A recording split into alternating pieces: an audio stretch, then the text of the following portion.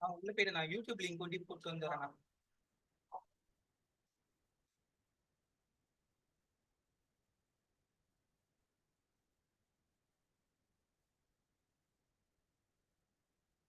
இது டைம் ஆச்சு, அங்க போனா அந்நியத்துக்கு இவ்வளவு லேட் பண்ணிட்டானா?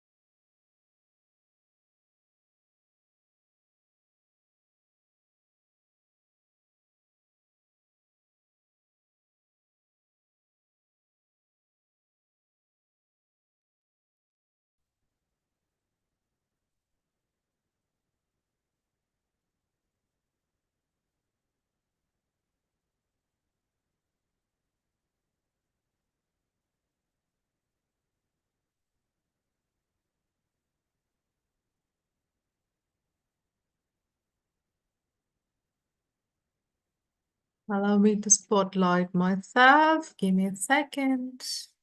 Yes, a very good evening, everyone. This is your boot camp, and today we're going to see presenting an argument. I'm just trying to see your faces and just realize that you're not allowed to start your video. So I'm just changing that setting. So please start your video so I'll be able to look at your faces as we speak.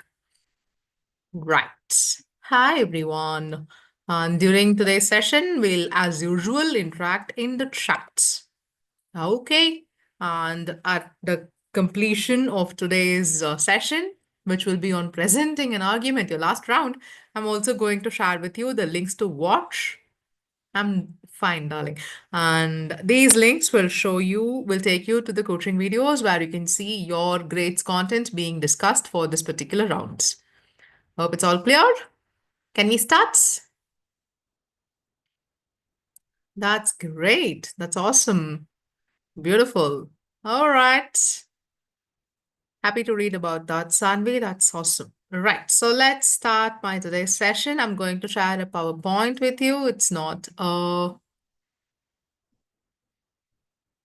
Prezi presentation.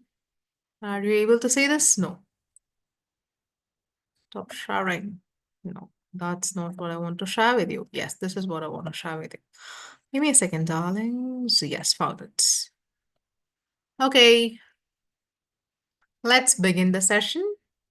I'll try to make it in time.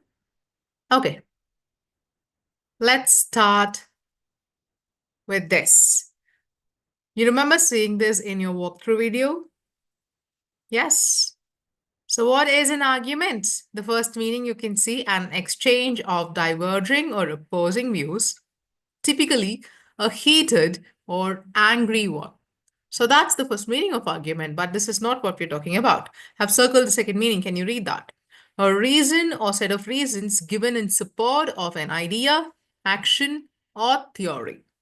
So this is the meaning that we have to understand when somebody says your round number 15 is presenting an argument. So this is how you will think and order your points for any kind of communication. And there are many ways to do that. And let's first see here. I'm trying to tell you something here. Can you understand what is this? When you started your round number 1, you started with understanding the sounds of the words, no? You understood that it is not almonds, but almonds. And it is not B-E-R-R-Y, is not berry, but what? Berry. And that's the same sound of B-U-R-Y also. B-U-R-Y is not bury, it's berry. So you learned all of these, right? So that is the first round. What? Spell it right. Also, pronounce it right. You learned the spelling and the sounds of words. So that is what I have here in the first one. You are able to see my mouse pointer? So that's here.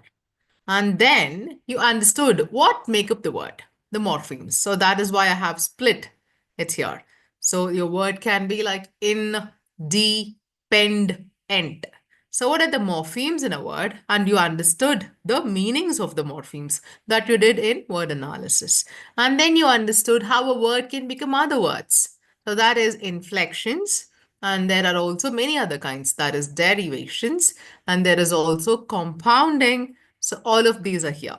What you see here, these are inflections. Words, plural, single possessive, plural possessive, and present tense, past tense, all of that. So this is inflections and wordy, reword, non-word. So these are examples of derivations.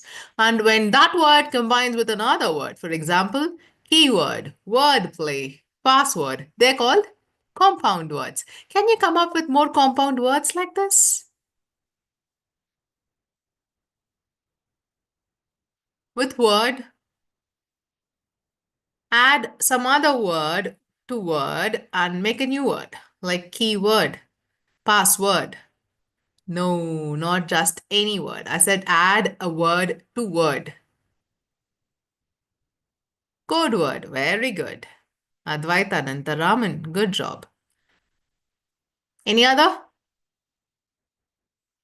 I said word, not board. So keyboard is not the right answer, Nitya. Crossword, very good, Sanvi. Manav, forward, good job. Anything else? Elsa, somebody already said code word. Not sword. No, no more meaningful words I'm getting here. But those of you who have given, good job. Word pass, no. Password, swear word, correct. Forehead, blackberry, these are also different words. WordPress, very good. Okay, so let's continue. I'm able to see that you're able to understand. That's enough. And after that, we saw how word can combine with other word. So those are phrases, those are collocations. You learned all that, remember? And how they become phrases and how phrases to be together become good sentences. They form clauses, and all of these were there, no? Form the correct sentence, find the correct sentence, and all that. And now we have finally come to how to order the sentences. So when sentences are when very great, beautiful, powerful sentences are put together in the right way, in the most perfect way, in the most stupendous way, that is when you get profound literary expressions. Like after you complete your speech, nobody would come to you and tell you, oh, you could have done that better. No, nobody could say something like that to you because you will speak and write in such a way that nobody can outdo you. So that is what we are training you for. Great command over articulation, be it written or oral. Okay, so that is why you have this round. So what has been handed to you is what you have in your book, starting from round number 1 to round number 15. From words where you started your round number 1 till round 15, profound literary expressions, right? So we actually talked about this the other day, if you remember, which is more powerful, words or actions? You remember what was the conclusion we came with? You remember? Not actions, not words. What was more powerful? Let me see if anybody remembers. No. Correct. Nitya remembers. Very good. So it is not a sword that writes poetry or very important proclamations.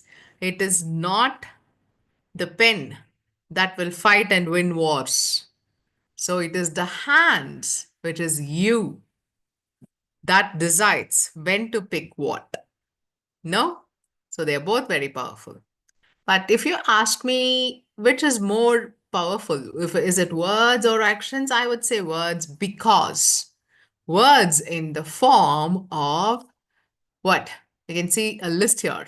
Truths, sayings, stories, slogans, promises, mantras, war cries. They have propelled action. If you look at the history of the world, you can see for somebody to act, somebody would have said something. No? So that would have moved the person to act. So I have a few things here which some of you would have already watched in the Power of Words video. Do you remember watching this video of Swami Vivekananda's speech? Sisters and Brothers of America, his Chicago address. Yes. Alan, please concentrate on today's session. That is why we've not allowed you to chat with everyone. It's better that you do not distract everyone. Finally, let's see all that. Okay, darling?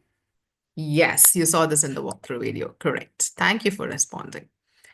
And this was not a part of the Power of Words video. That's one small step for a man, but one giant leap for mankind. Neil Armstrong did not say this. This came in the newspaper. Remember when the man first landed on the moon? Okay.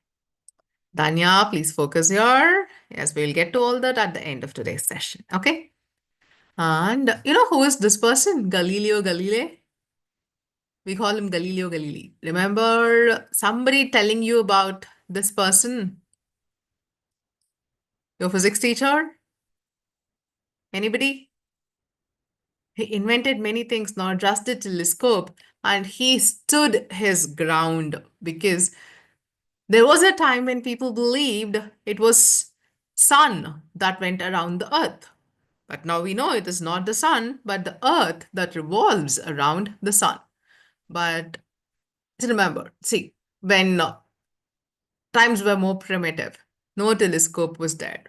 You get up, you go out and see the sun is rising in the west, and then the sun is going above your head, and then it's landing somewhere in the west. So, to you, you would believe what you're seeing. And when somebody comes to you and tells you, no, no, no, no, no, it's not the sun, actually, it's the earth that we are going around the sun. So everybody condemned him, criticized him. He was tortured and he was brought to the court. And they said, unless you accept and agree with everybody that it is the earth that is staying in a place and it is the sun that's going around, then if you're not agreeing to what everybody believes, then we will execute you. We will kill you. You know what he said? Okay, Earth, you want me to tell you that Earth is not going around the sun. Okay. But you know what he said? And yet it moves in his language. So to speak truth like that at the toughest of the times, because when nobody will believe you, but still you will say the truth. So this is truth. This is courage coupled with truth. No? Yeah. People, yeah, they said that. We'll only forgive you when you say sun is going around the earth. All right. Let's see the next one. Who is this? How many of you know who is this? He's one of our freedom fighters. Very good, Priscilla. This is Bal Gangadhar Tilak. You know what he said? Swaraj is my birthright and I shall have it. So I'm not going to beg you for anything. This is not like something that you're doing for me or for these people. No, it is my birthright. And you are staying here out of for your greed and you are manipulating people and you're looting us. So you get out. What you're doing is not right. By my birthright, I will have my freedom. That's what he said. And this is what moved people when slogans like Vande Mataram, Jai Hind, Swaraj is my birthright and we shall have it. All of these made people to think. These words made people to act. No? And this was there in the Power of Words speech. I have a dream that my four children will one day live in a nation where they will not be judged by the color of their skin, but by the content of their character. How beautiful. See, the words have been put together. Yes, Swaraj is freedom, no? Yes. So this is Martin Luther King Jr. and this is his I Have a Dream speech. And this is Karl Marx. You know, he did not fight. He is not a country's leader. He just wrote a book along with Frederick Engels on how the world would be a better place if everybody had the equal opportunities, if everybody were given the same thing and not, have all the wealth concentrated at the top. Only a few people get to enjoy power. Society should not be like that. So that is the ideal society that he thought should be the norm. And he wrote this book called The Communist Manifesto. Until today, many leaders and people who run the governments, there are even many political parties, even now functioning, who still believe, Fidel Castro, Che Guevara, many communist leaders in China, they all subscribe to this thinking. So this is what he thinks. So that is communism. And this book that he wrote from a single place, that changed many people's thinking and that dictated how governments should run, how a country should be run, right? So Lenin and all of those people.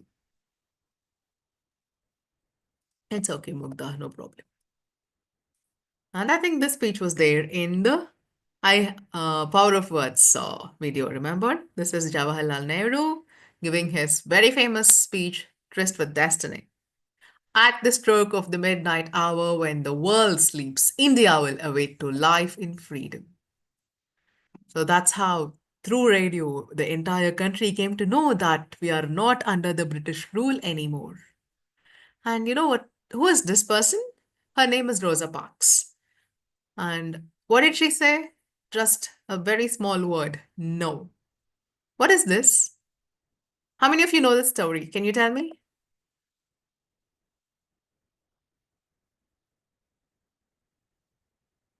Do you know this story, anyone? Seriously, do you know? That's awesome.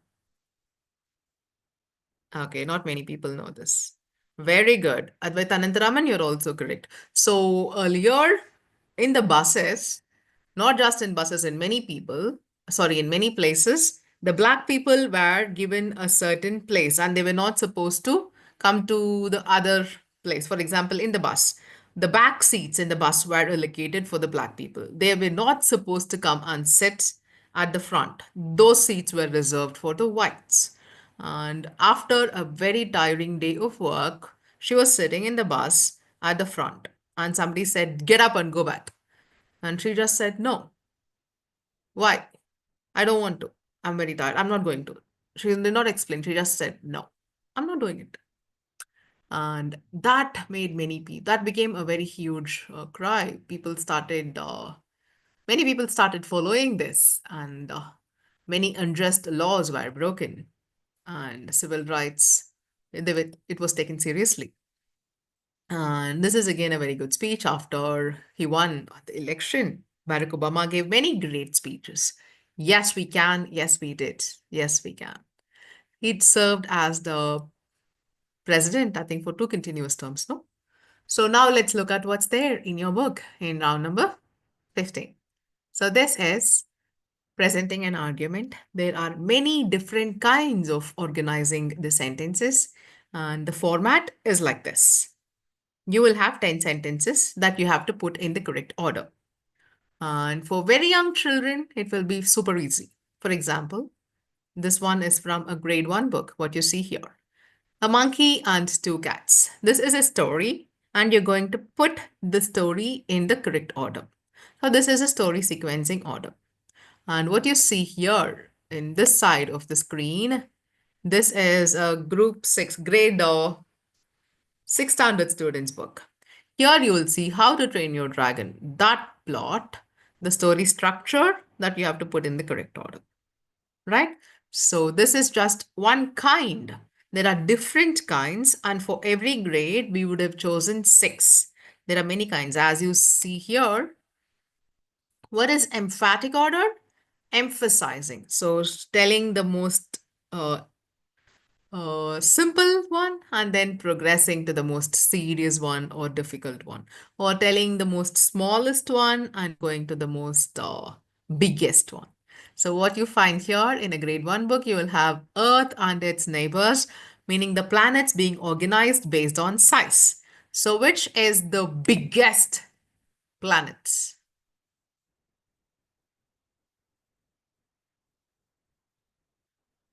Okay.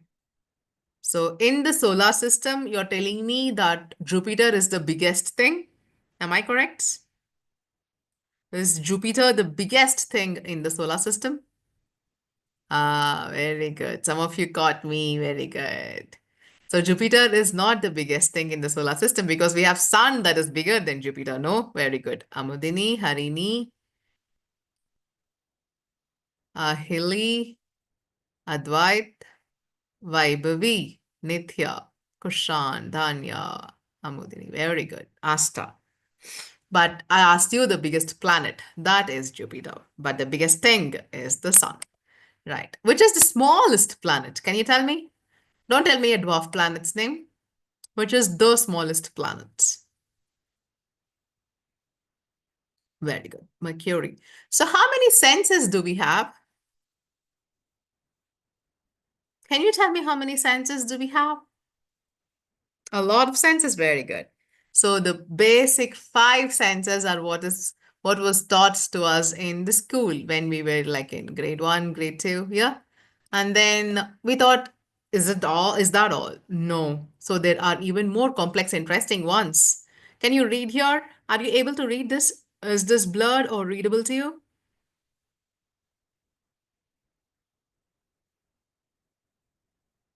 Can you read this? Readable. Thank you. Read number 5. Very well, that's not a wrong answer, but we have a lot more than 5 senses.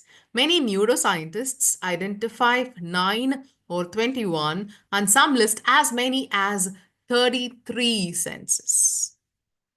You just want to know a few? Let's read number 8. Redwood ants sense earthquakes. Earthworms pour out of the ground before a massive flood strikes. Wildlife behaves strangely before a big hurricane or any natural disaster, all because they are aware of their senses. So, animals have only 5 senses, we believe, no? We have the sixth sense and all that, but animals tend to understand, perceive more than we do. What is electroception? The ability to sense electric fields. It is used by dolphins, shark, etc. in hunting. And what is magnetoception? That is the capacity to sense Earth's magnetic field. So, how does an Arctic turn? Start from an Arctic, it migrates to Antarctic and goes back to Arctic. Does it follow a GPS? No. So, it uses magnetoception, right? Birds in navigating across continents, and they are not very developed or unused in human beings. Many times we get lost in our own neighborhood, don't we? Yeah. Let's learn from the animals. So this is emphatic order, starting from the least to the most.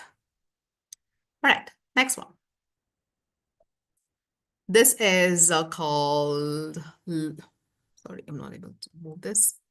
Analogical order. So what is analogy? Analogy is nothing but comparison. So when you compare two things, that is analogy. So here for a grade 4 student, we have comparing the night clouds to horses. That's a poem. And here for a grade 8 student, we have a very beautiful speech by a lawyer. He uses a story and he's comparing the life of a person to a bird in the hand of a very small boy. A very good story indeed. And that is what he tells the jury. So the life of the bird is in your hands. Um, Grade 8 students, you can check this in your book. Logical order. So this is very simple for a grade 1 student. Monday, Tuesday, Wednesday, just going to order the rhyme. And here for a grade 2 student, it's a very simple one. How to set up a fish bowl. You will naturally not put the fish inside the bowl before you put the water in, right? So what are the other steps involved? In setting up a fish bowl, you learn it step by step. Very simple this is. In chronological order, we have many kinds for many grades. For grade 2, we have here the biography of Jackie Chan. How many of you know this personality, Jackie Chan? Okay. So when you try to tell somebody's biography, will you say like he went to school in this area? He then finished his old age doing these work. And when he was born, that happened here in this hospital. And he worked here. But during his school days, will you tell somebody's life story like that? I don't think we will do that. No, we will follow a certain time order. When he was born, where he was born, what he did when he was a little boy, and then what made him join the acting classes, and how successful was he when he wanted to pursue his acting, and how he had to go to, I think, Australia. He was just working in the construction, and then how he got invited out of the blue, and then how his luck changed, and how he became a very interesting kid-friendly actor. No, I like him mainly because of that. He does not offend. He does not strike anybody. Most of his moves you will see is all defense. Have you noticed that? Yeah. All right. And then we have another example here, the history of the Olympic Games. So earlier, when did the Olympics start? Where did it start? And what happened? Why suddenly there was a stop? And when the modern Olympics started? And how is it right now? So this is the history of Olympics. This is for a grade 3 students. So this is for a grade 4 student. Are you familiar with continental drift? You will learn many things in this round. What is a continental drift? You know all of the continents. How many continents do we have today? Very good. We have 7 continents. No, but uh, earlier, all of the continents were together. You know what was the supercontinent called? Very good. You were expecting me to ask this, no? Because the answer is already here. Good, Manav, Nithya, Sankarshan, Kevin, Elsa, Vaibhavi, Priscilla, Kushan, Sanvi, Sirius, Saheli. Good job, Ethan. It's called Pangea, the supercontinent. So all the continents were fused together and then they started moving away. The continental plates, they started moving. And that is why the Himalayas was formed. Do you know the story? How the Indian plate moved from the African plate, it split from the African plate, it moved for like 65 million years and then it dashed against the Eurasian plate. And that is how, when they collided, this huge range was formed with the tallest mountains in the world. That is the Himalayas. Yes. Yeah, somebody told me about the Zealandia. Some people call it the eighth continent. I have to read up about it. Thank you, Sirius. Right. So this is chronology is nothing but the study of time. So a chronological order is an order based on time. So this is a process order. Here you will learn how to survive if you get caught in a quicksand. Can you survive a quicksand if you get caught in it? I think you can. Many movies tell you otherwise, especially Indian movies. Don't believe them. Even if you, is that true, Vaibhavi? That's correct. Okay. Even if you get caught in it, you can still survive. So they will teach you how to do that here. It's a very important life skill, no? Especially if you're trying to do something like, I don't know how many of you are influenced by bad girls. My son is. Yes, you can get it. The first step is not to panic. And then very slowly bring your one leg up and then the other one and try to wade out of this. Yes. All right. Next one, climactic order. So this is like climax. You know the word climax, right? You reserve the most important point to the end. That is how climactic order is written. So when you're giving a speech, you have the sentence with the most punch as your concluding line. So that is climactic order. No? And what is anticlimactic order? That is when you have the most important things, the line with the most important stuff at the first. So that is the opposite of climactic order. The newspaper articles are written in anticlimactic order. You know why? Because not many people will have the time to read the entire article, no?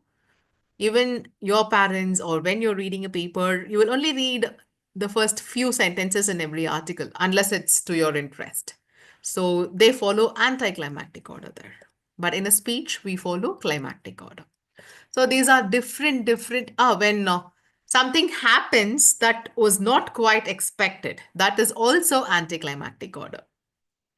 So this is from a grade 8 student's book.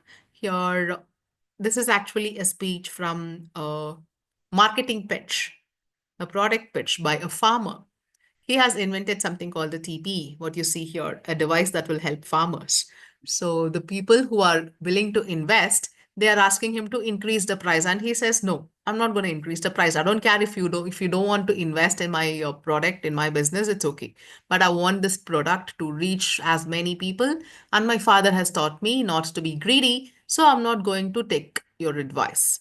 So this was quite unexpected, very anticlimactic. How many of you have watched this movie, The Gods Must Be Crazy? Has anyone? Here, the movie opens with somebody explaining how things are very different at the Kalahari Desert. And how is the Kalahari Desert? It's a very good movie. You can watch it. It's a very old movie also. I watched this when I was a kid. Right. So this is narrative and how a 12-year-old girl gave the planet Pluto its name. Did you know this? Somebody like you, as small as you, gave this planet its name. Yeah. The name of the movie is this, The Gods Must Be Crazy.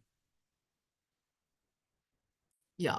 You will know the story when you are in grade 9. Come to grade 9 or just do a Google search. You will find it out. So this is, we are explaining something like a story to you. So that's narrative order. So this is compare and contrast. What's the difference between the Arctic and the Antarctic? Can you tell me where you find the polar bears?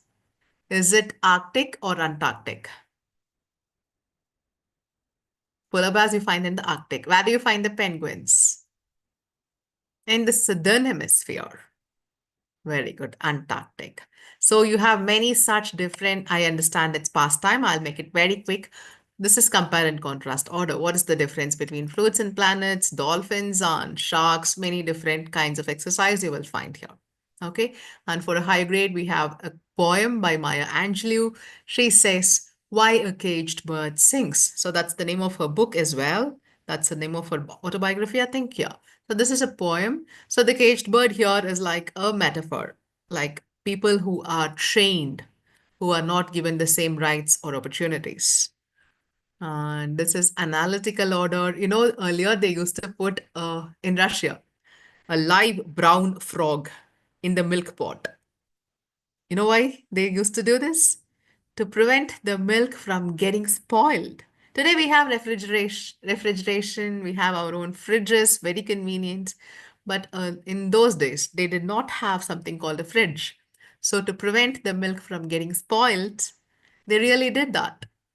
A live brown frog. Actually, I told you this, huh, Sanvi? That's great. The secretions of this, yeah, the frog will get dirty. How very concerned you are for the frog. Beautiful. It will not die. Yeah. And how will you number them? Very good question. Well, the frog will be okay. And the next morning, the frog will be taken out, and the secretions of the frog on its skin will keep the milk from getting spoiled. So later, right now, they're doing studies on what are these enzymes that frog is secreting, and they are recreating it in the lab.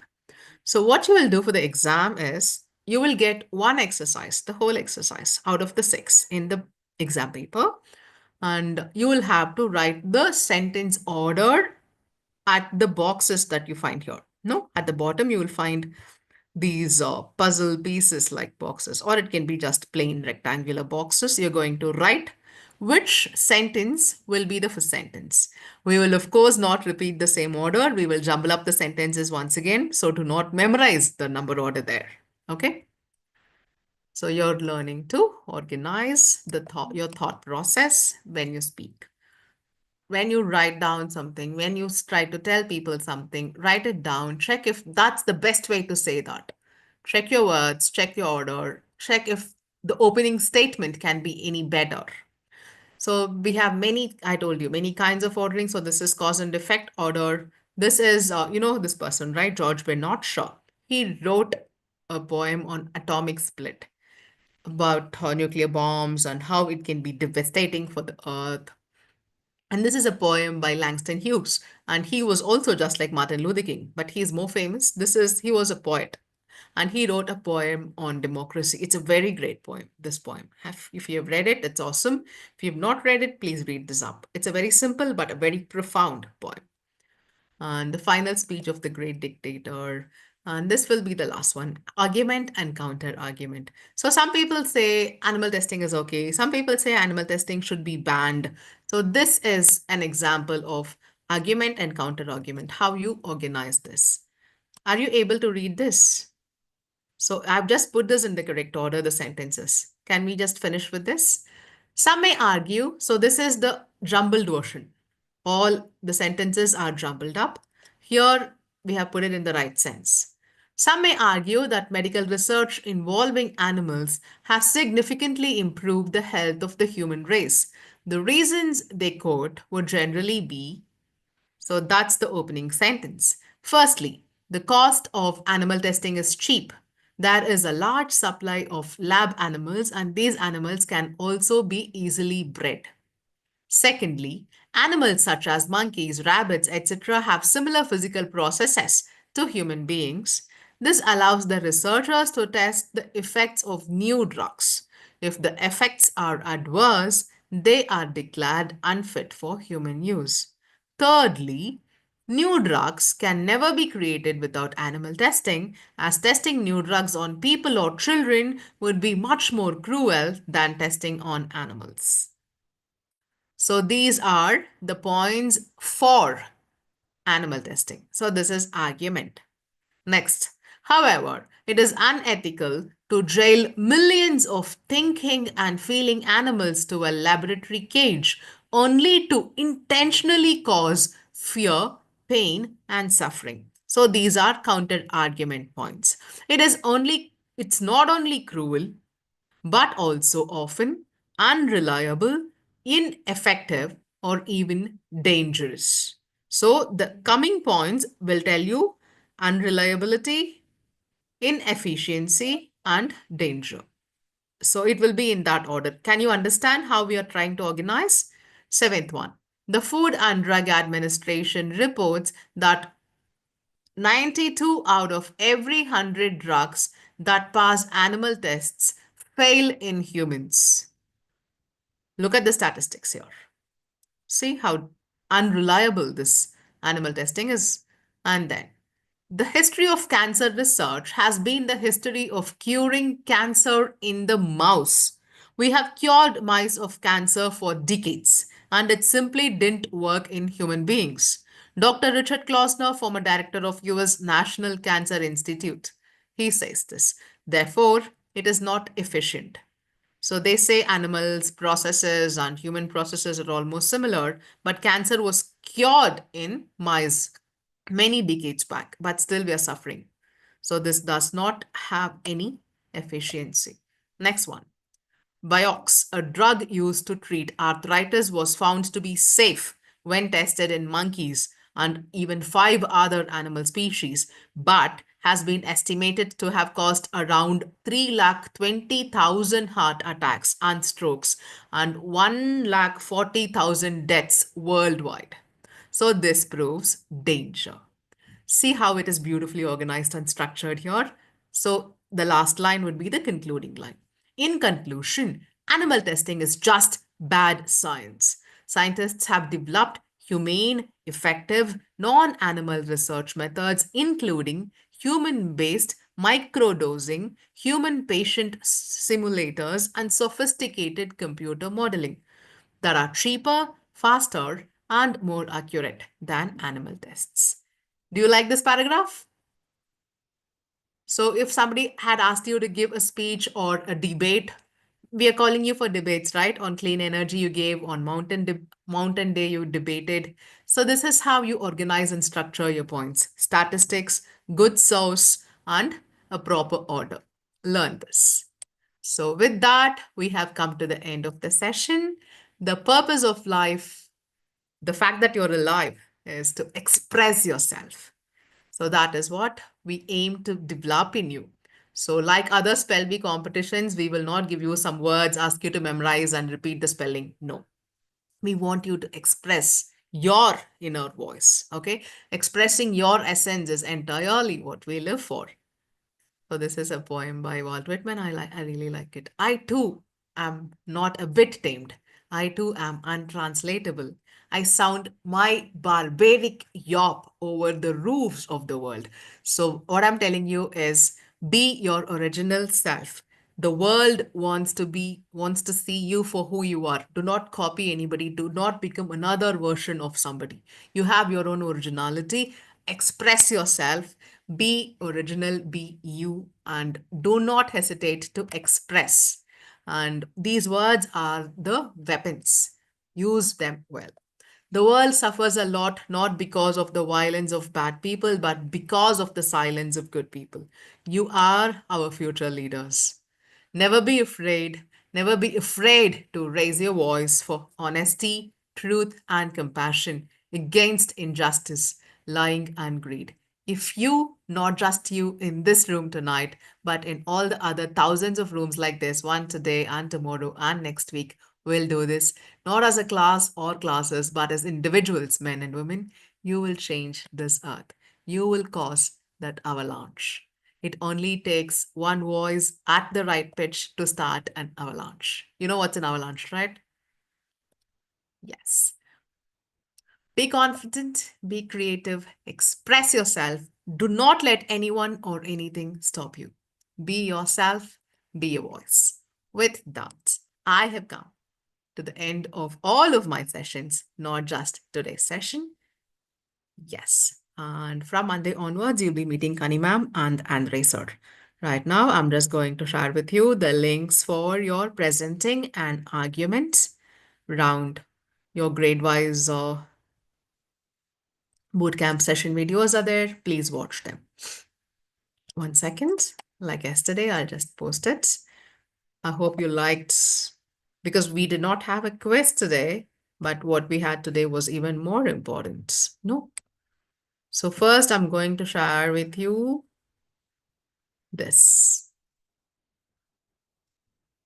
Grade 1 to 5s. Link is here. I will be meeting you again. Join next year. No problem. I will always be here waiting to see you once again.